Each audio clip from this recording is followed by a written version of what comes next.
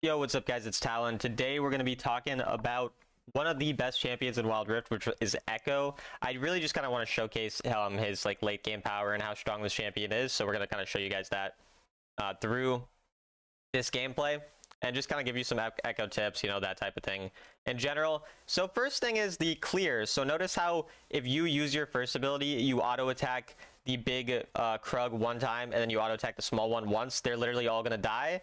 Then all you need to do is auto attack the small Krugs once each, and then hit your first ability through them, and you're gonna kill it super fast. So the first thing is the clear speed.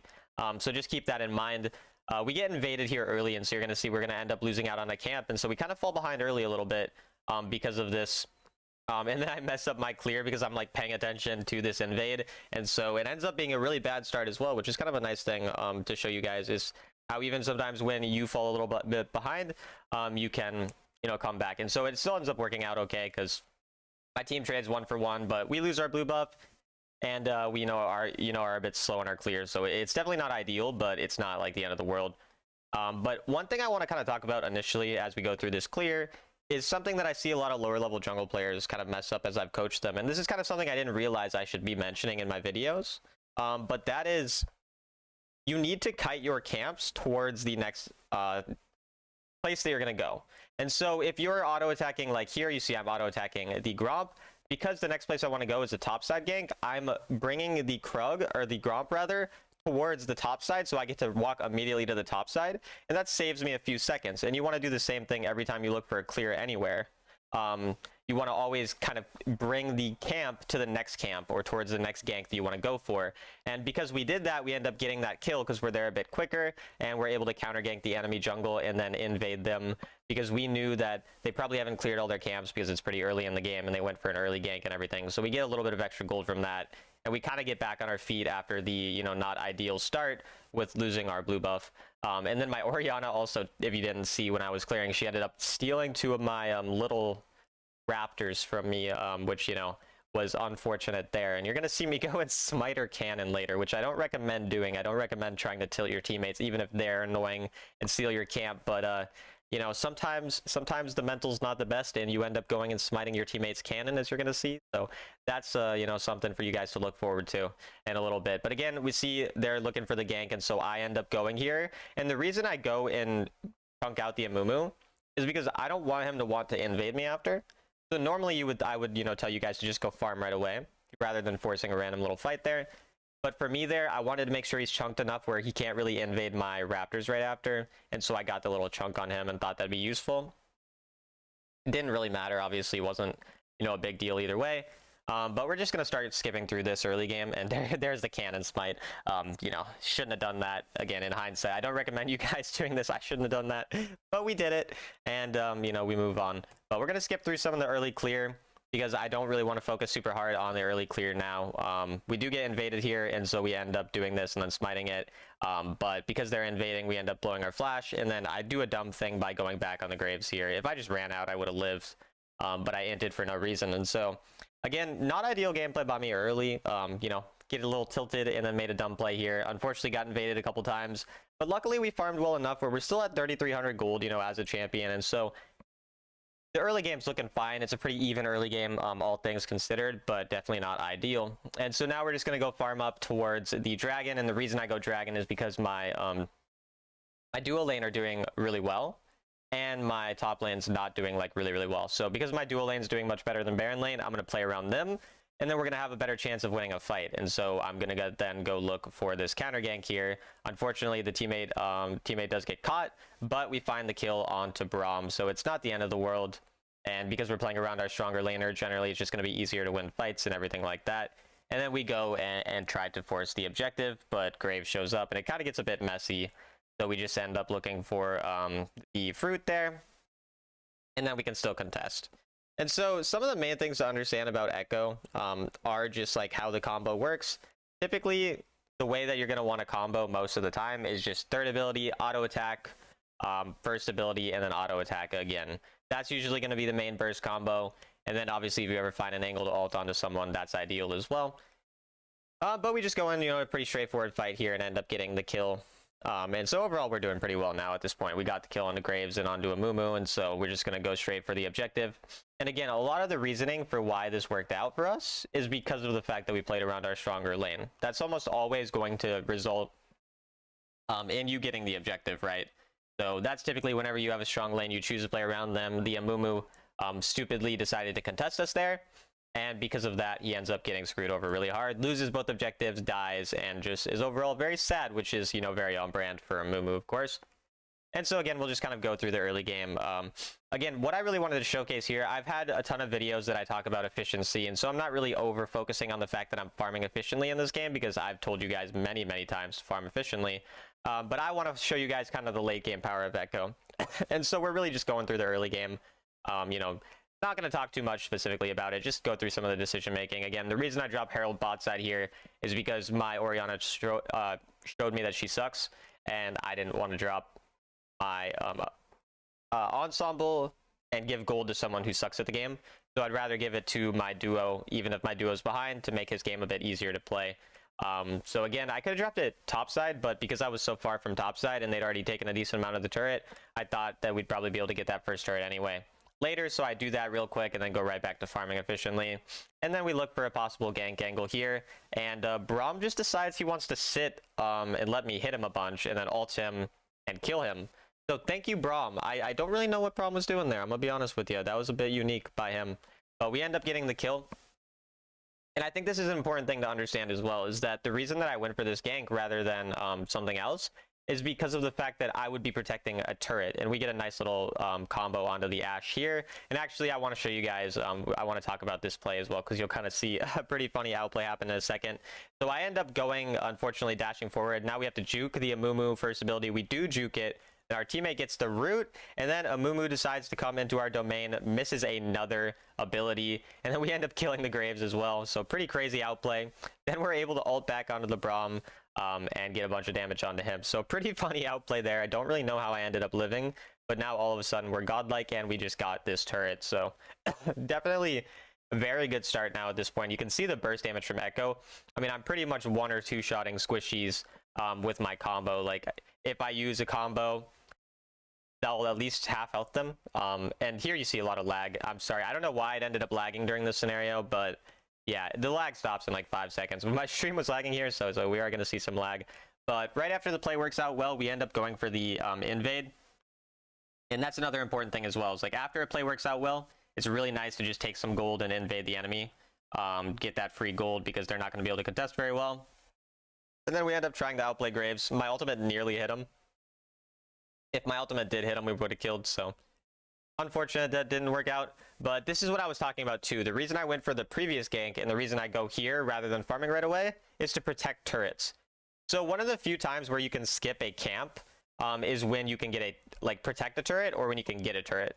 So even though I have camps up, because I'm saving mid turret, I'm 100% okay with not immediately farming my camps and instead going for the gank. And the same with the top side play, right? And say that I had an opportunity to take the enemy turret, it would be the same thing where I can skip camps. Because it's very efficient, of course, to take plates. Turret plates are a great way to access gold. And so if you know there's a high percentage of you getting the turret, or there's, a turret that would die if you're not there, then that's going to be a time where it's okay to kind of be a little bit inefficient. But here we're sitting on a ridiculous amount of gold after all the outplays that we've ended up having, just kind of having an absurd amount of really nice skirmishes and fights because of how strong Ekko is and how much damage he does. And so we end up hitting nearly 3 items already by the time that we're on second dragon, which is extremely, extremely fast. And so when you're able to get this lead through playing efficient and through having some nice fights, you're just going to end up kind of one-shotting everyone. And so we just try to flip the objective and land the smite. We do indeed land the smite. And then I'm looking to possibly get an ult off, but we don't really get a great one. We dodge the Amumu ultimate, and then we end up going and trying to burst him. But he is really tanky. But you're going to see a nice ultimate here in a second. I believe we do end up killing the Camille as well. So yeah, I mean, we get decent damage there. My ult didn't quite land as well as I wanted, so it's not as good. The team does end up dying, and Graves gets a quadra. And then because I'm just such a nice guy, I give him the pentakill, right? Like, obviously, it's not because I suck and not because I inted.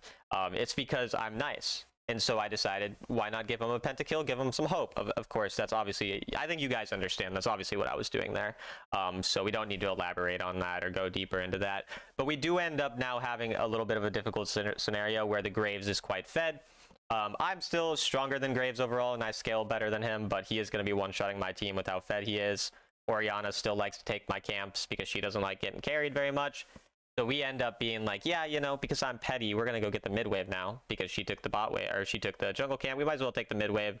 But at this point in the game, it does make sense to take waves as a jungler anyway, especially a champion like Echo who does really well with gold because, you know, past 7 minutes and 30 seconds, you get full gold from the wave. So it's a great way to kind of increase your gold per minute in general playing around getting waves. And that's why we're going to go for this bot wave here as well, rather than, you know, our entire team you can kind of see is A-ramming in mid.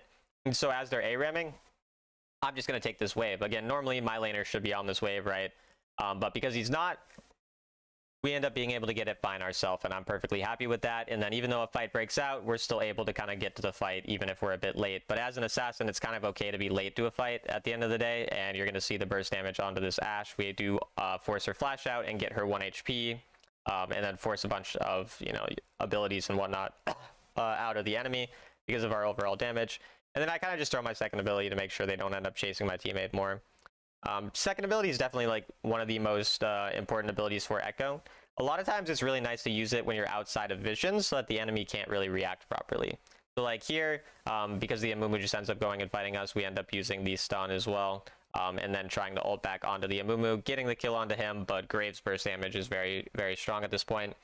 The main issue there is that I didn't play around my second ability, right? I could have walked into my second ability and played around that shield, and I might have been able to outplay them, so I definitely could have played that a bit better. But you can still see the burst damage with my ultimate and just how much I can one-shot even a tanky champion like Amumu. And just overall, you know, can really pop off. So even though the game is going kind of 50-50 in terms of how it's going, like, you know, pretty back and forth, the Graves is really fed, I'm really fed. The constant burst damage and the threat of my champion is enough to make the game really hard for the enemy to play. And because we killed the enemy jungle, even though I died, they're not going to get Baron or nothing. So we're not too worried. At the end of the day, you know, being this fed on Echo, you always have a good chance of carrying pretty much no matter what. Like, if you're able to hit 3 items on Echo, you're always having that chance to just 1v9 a fight, because you get one big ultimate, you get one shot on a squishy champion, and all of a sudden, you know, the fight just completely turns around. And the most broken part about all of Echo is the fact that his ultimate cooldown is like 20 seconds late game. So you literally can ult twice in a fight, especially if you have Soul Stealer. And you're going to see that later, just taking advantage of like going really aggressive and just ulting out if something doesn't go perfectly. And then here I'm worried they might go Baron, so we're hovering on the Baron side a little bit. Just trying to see if we can force anything onto Amumu. And because Graves is not really here, I end up wanting to force a fight. So oftentimes as well, when the enemy just have one really strong member, it's important to try to force fights before that member ends up coming. We end up canceling the ultimate from the Camille by using our ultimate, so that's a nice little interaction. If you guys didn't know, if you do ult as Camille's ulting you, then you won't get hit by it, so that's something important to keep in mind. And then here we're just gonna poke out the Graves and then one-shot him with our stun. I think we end up killing him. Yeah, the Orianna ends up getting the kill there. And so again, you can just see that burst damage. If you land the stun on anyone, it's pretty much just a dead opponent. And now we just go and force the dragon. I believe this is Soul. I don't remember if we do end up having one objective or two, but I think this is Soul that we're going for now. And so it's pretty important to try to get this. Yeah, because I assume I would go Baron here if it wasn't Soul. So yeah, this must be Soul or something. So we end up trying to force. We end up just ulting out to be safe. Don't want to take, you know, any risk there. And again, you can see the ultimate cooldown. It's already 15 seconds away from being back up. So that's what I mean with the cooldown. It's just absurdly quick. And so now we just go and force the dragon here. Again, you can just see the burst damage from my champion. Low power mode as well. A little unfortunate. But then we force the ultimate here. And we end up getting the smite, claiming the soul. That's another nice little combo. Third ability ultimate. If you do use your third ability, then you ult immediately. You're going to have that big dash. And then you're going to be able to dash auto attack onto someone to burst them down. So that's something to keep in mind as well. And that's something we utilize there to get some extra damage off. So it's pretty much like my favorite combo. It feels really satisfying. If you throw your second ability on someone as you're running away, and then when your ultimate goes inside of your circle, you ult into your circle, but you third ability right before, and then you get that burst damage. Like, that's such a satisfying thing. I was trying to do it there, but we didn't end up landing that. And so now we just end up recalling for our item. We're already on 4 items, and we have pretty absurd burst damage, so we just get ready, you know, for the fight, looking for that. Seeing if we can one-shot any squishies, because that's what Echo loves to do. Nice thing, too, you can get vision from your second ability, so, of course, if you know the enemy are on Baron or whatever, it can give you vision, make it easier to steal. We get just more gold, already on 1600 gold, so again, just playing around, you know, that burst damage and everything. Because the Elder Dragon's up in a minute, we want to get mid prio as well. I know that I'm probably not going to hit my 5th item, and so I'm more worried about being grouped with my team more than farming a bunch, which is why we end up not really going for all those blue side camps. I'm going to get my blue buff, because the buff itself is important for the combat power, with like the cooldown reduction and everything, but that's really all we go for. And then because we do one-shot the Gromp, we just get it instantly. Like, you can literally see like the damage we get on it, and then just because the team's not doing anything, we end up being able to go and just farm everything.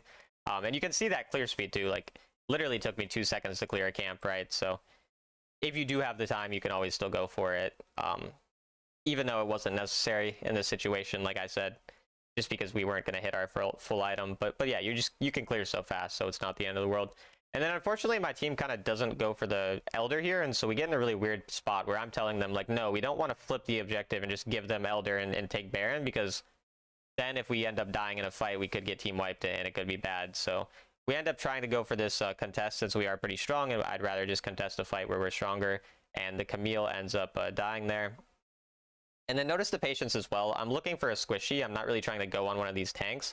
I'm just trying to wait till one of their squishies shows for me, and then actually burst them down. But until then, I'm just going to sit here pretty patiently. And then I flash in, I try to kill Graves, but we barely do not kill him, unfortunately.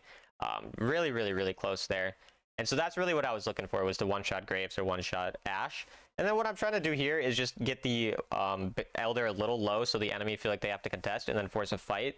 But I don't actually want to flip it, which is why I ping retreat. And then my team just keeps auto-attacking it. Like, I tell them to get off, and then they just keep auto-attacking it, and now we end up being in a 50-50 scenario. So a little unfortunate, the enemy end up getting this, but we win the fight afterwards. So it ends up being fine, because all they have is Graves with the Elder. And so we're able to get Baron, and, you know, Graves only has his Elder, and nobody else has it. So we're still fine with it. Not the ideal scenario, didn't really want that to occur, but it's fine at the end of the day. What you really have to make sure that you do if the enemy have Elder and you have Baron is do not fight under any circumstances if they all have Elder. Because if they all have Elder, they're going to kill you, right? Obviously. So you just don't want to be fighting. You're just trying to stall the game and wait till their Elder goes. Now, because only Graves has it, if we're able to find a way to fight and we know Graves isn't there, it's okay to fight. Because Baron does give some combat power as well. It gives like more AP, more AD, that type of thing. And so you can totally fight if the Elder's not present. And so my team ends up finding a good pick onto the Braum there. And we just end up going for the bot wave and more focusing again on getting the lanes pushed. That way, even if a teammate dies or something, we still just have the lanes pushing and we're kind of in a chill spot, even if, you know, someone throws or someone dies or whatever. And that's why it's really nice to have that Baron, even if the enemy have the Elder, because you can just stall out the game kind of regardless. And so that's pretty much what we're looking to do at this point, is just stall. Elder's 20 seconds away from you know, despawning, and so once that goes away, we're kind of just happy to force a fight or force an objective or whatever. And then the Graves does end up getting caught there, and so we end up being able to force a fight because we know Graves isn't there. And then I end up ulting onto the Amumu and bursting him down with that ultimate damage. The ultimate damage in the late game is insane, and you can see the cooldown again is insane. My burst damage, absolutely nuts, and I have my ultimate back up again already. It's like the ultimate never left me. Pretty insane. We get the ult off again, and we end up winning the game there. So just wanted to show you guys the gameplay of Echo, because I didn't really have any specific topic to talk about, and I thought, you know, might as well show you guys how broken this champion is and talk a little bit about it. So I hope you guys enjoyed, as always. We'll let you see the scoreboard real quick, and then we'll end the video. If you're interested in coaching as well, just DM me on Discord, Talon1169, or through the link in the description, and you can find my info for coaching and everything like that. But yeah, I'll see you guys later. I hope you enjoyed.